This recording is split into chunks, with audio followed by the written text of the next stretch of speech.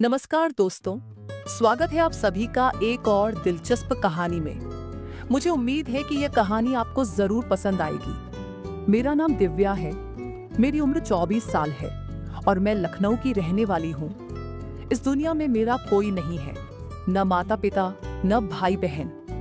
अकेलेपन ने मेरी जिंदगी को मुश्किल बना दिया है, लेकिन मैंने कभी हार नहीं मानी। बहुत संघर्ष किया और अब एक प्राइवेट जॉब करती हूँ जिससे मेरा गुजारा हो जाता है।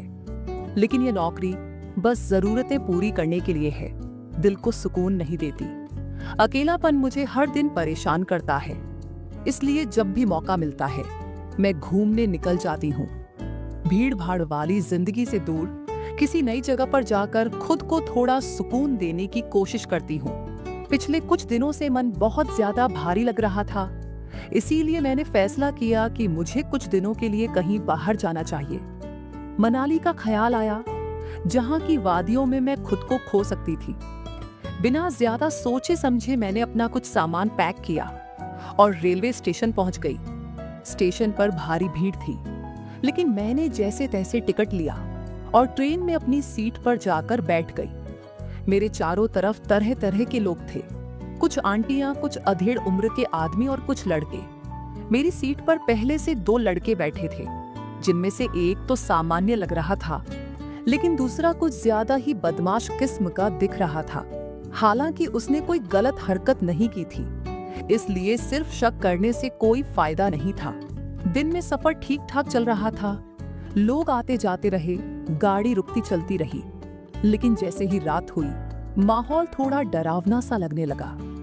ट्रेन की बत्तियां धीमी हो गईं, आसपास लोग अपनी अपनी जगह सोने लगे। कुछ सीटों पर हल्की फुसफुसाहट सुनाई दे रही थी, लेकिन बाकी डिब्बे में सन्नाटा सा था। मैंने अपनी सीट पर आंखें बंद कर ली, लेकिन नींद नहीं आ रही थी। तभी अचानक मुझे अपने कंधे पर किसी का हाथ महसूस हुआ। चौंक कर देखा तो वही बदमाश लड़का था। मैं तुरंत सतर्क हो गई और उससे कहा, अपना हाथ हटाओ। लेकिन उसने कोई जवाब नहीं दिया, बस हल्का सा मुस्कुराया। मैंने खुद उसका हाथ हटाने की कोशिश की, लेकिन उसका हाथ बहुत भारी था, जिससे मैं सफल नहीं हो पाई। मेरा दिल तेजी से धड़कने लगा। थोड़ी देर बाद उसने मेरी कमर को हल्के से छू लिया। अब मैं सच में बहुत ज्यादा डर गई थी। मेरा मन घबरा गया और मैंने अपनी सीट छोड़ दी। मैं तुरंत वहां से उठकर दूसरी सीट पर चली गई, लेकिन मेरा डर सही था। वो फिर से मेरे पास आकर बैठ गया। इस बार मैं और ज्यादा डर गई थी। जैसे ही मैंने फिर से उठने की कोशिश की, उसने मेरा हाथ पकड़ लिया और जोर से दबाते हुए कहा, चुपचाप मेरे साथ चलो, बाथरूम की तरफ। मैंने घबराकर कहा, वहां क्यों? वह हंसते हुए बोला, वहीं सब कुछ अच्छे से होगा। उसकी गंदी नीयत अब साफ हो चुकी थी। मेरा गुस्सा और डर दोनों बढ़ रहे थे। मैंने सख्ती से कहा, तुम यहां से चले जाओ, नहीं तो मैं तुम्हें नहीं छोड़ूंगी। लेकिन वह और ज्यादा बदतमीजी पर उतर आया। उसकी आंखों में वहशीपन साफ झलक रहा था। उसने मेरी कलाई और भी जोर से पकड़ ली और खींचते हुए बाथरूम की तरफ ले जाने लगा।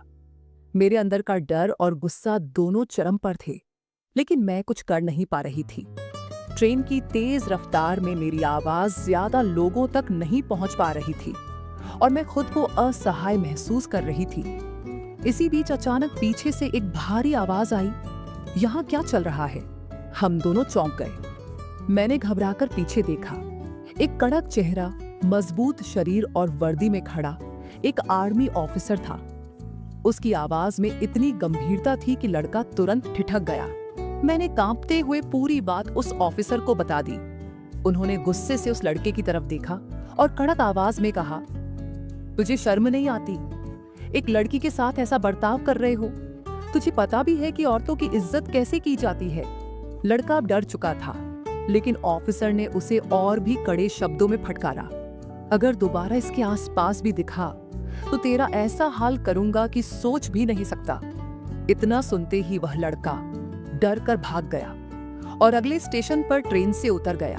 मैं अब भी कांप रही थी, लेकिन ऑफिसर ने मुझे दिलासा दिया, अब डरने की जरूरत नहीं, तुम अपनी यात्रा आराम से पूरी करो। उनकी बातों ने मुझे थोड़ी हिम्मत दी। अब मैं पहले से ज्यादा सुरक्षित महसूस कर रही थी। इसके बाद मैंने चैन की सांस ली। और अपना सफर आराम से पूरा किया।